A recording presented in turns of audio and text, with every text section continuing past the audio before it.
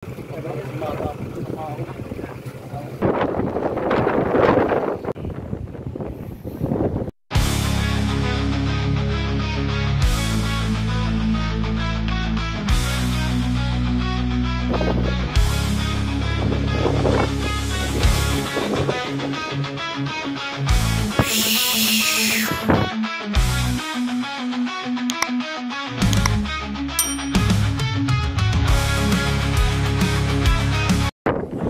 good morning sa ating lahat mga ka-riders.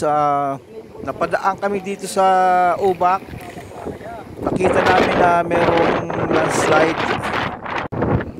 Around 2 PM ng madaling araw nangyari po ito. Makikita natin ang tubig dito na kulay putik po. Ayan. Saka dahilan pong umabot sa dagat yung kanyang putik po. Makikita natin halos yung ano ba tawag dito? Yung hibasan. Itong bundok na pinapakita ko sa inyo, ayan po, may bitak na po yan, kaya pinagbabawalan kaming lumapit dyan, baka kasi daw din, mag-landslide din. Nakakatakot po. Sobra pong lakas ng hangin, kaya hindi maayos po yung ating boses. At makikita po natin sa bandang unahan, yan po ang gumuho. Ayan po yung kalsada na naharangan. Ayan po yung bundok, yung palagi ko po yung dinadaanan noon. Ayan, makikita nyo po.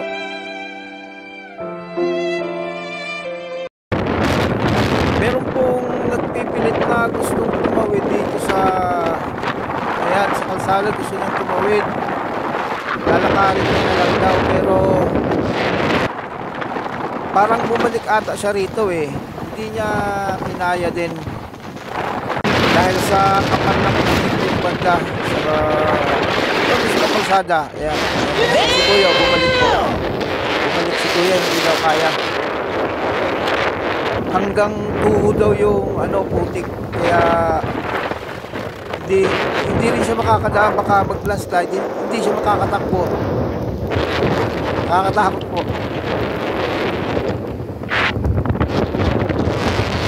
A few moments later. Maya-maya dumating yung rescue. Nandito po siya para magbantay. Huwag papadaanin yung mga sasakyan kasi hindi naman talaga makakadaan. Dito ko na po tatapusin yung video natin. Maikling video lang po ito, pasensya na po. Salamat po sa panunood. Hello, kaya